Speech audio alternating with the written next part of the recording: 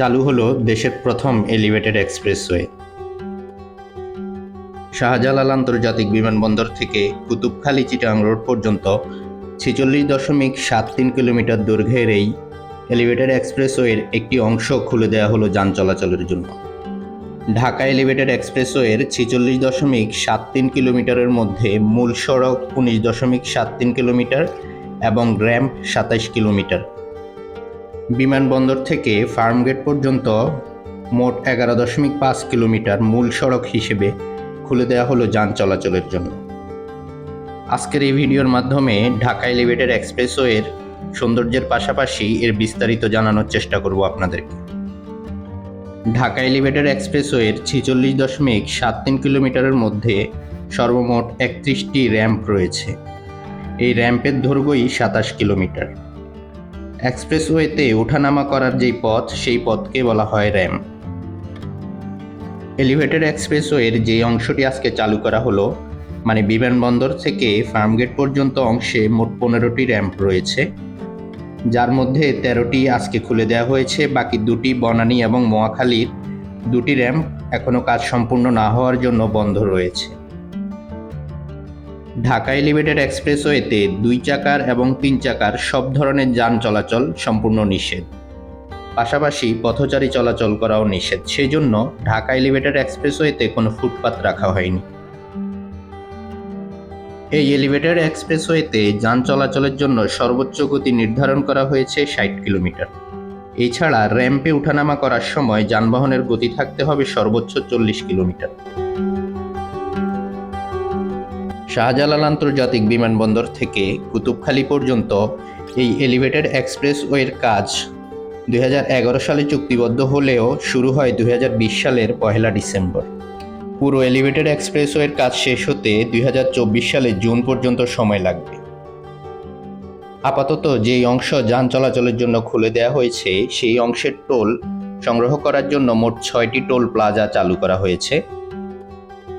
Toll নির্ধারণ করা হয়েছে প্রাইভেট কার এবং ট্যাক্সি 4 চাকা 80 টাকা, মাইক্রোবাস 16 সিটের কম 80 টাকা, পিকআপ 4 চাকা 80 টাকা, মিনি বাস এবং যাত্রীবাহী বাস 160 টাকা, মাঝারি ট্রাক 3 টনের বেশি 2 এক্সেল 320 টাকা এবং ভারী ট্রাক 400 টাকা। যান চলাচলের জন্য 24 ঘন্টা খোলা থাকবে এই এলিভেটেড এক্সপ্রেসওয়ে। এলিভেটেড এক্সপ্রেসওয়ের উপরে দাঁড়িয়ে কোনো যাত্রী ওঠানামা করানো যাবে না। যাত্রী ওঠানামা করার জন্য অথবা এলিভেটেড এক্সপ্রেসে গাড়ি ওঠা এবং নামার জন্য যে জায়গাগুলো নির্ধারিত রয়েছে, এখন সেগুলো জানাবো আপনাদেরকে। বিমানবন্দর থেকে ফার্মগেটগামী গাড়ি 3টি স্থানে এক্সপ্রেসওয়েতে উঠতে পারবে। সেগুলো হচ্ছে বিমানবন্দর দক্ষিণ কাওলা থেকে, প্রগতি সরণি কুড়িল এবং আর্মি গলফ ক্লাব। এসব স্থান থেকে উঠা গাড়িগুলো নামবে Banani Kamal Ataturk avenue, Mohakhali bus terminal এবং ফার্মগেট ইন্দিরা রোড। অপরদিকে ফার্মগেট থেকে উত্তরাগামী গাড়িগুলো বিজয় সরণি ওভারপাসের উত্তর এবং দক্ষিণ লেন, বনানী রেল স্টেশনের সামনে থেকে এক্সপ্রেসওয়েতে উঠতে পারবে এবং নামতে পারবে মহাখালী বাস টার্মিনাল, বনানী, কুড়িল বিশ্ব রোড ও বিমানবন্দরের 3য় টার্মিনালের সামনে। আপনারা যারা আমার চ্যানেলে নতুন, আমার ভিডিও ভালো লেগে থাকলে আমার চ্যানেলটি সাবস্ক্রাইব করে নেবেন, আর যারা অলরেডি সাবস্ক্রাইব করেছেন তাদেরকে অসংখ্য ধন্যবাদ।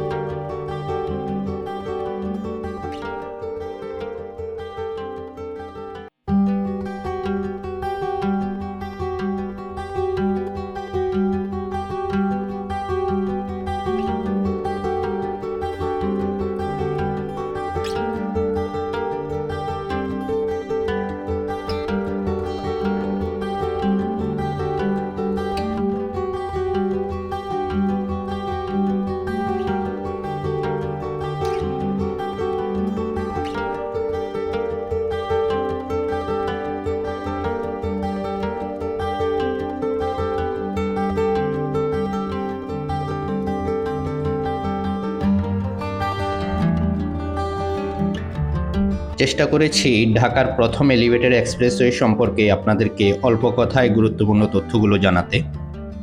তো আজকের মতো এখান থেকেই বিদায় নিচ্ছি। সবাই ভালো থাকবেন, সুস্থ থাকবেন। আল্লাহ হাফেজ।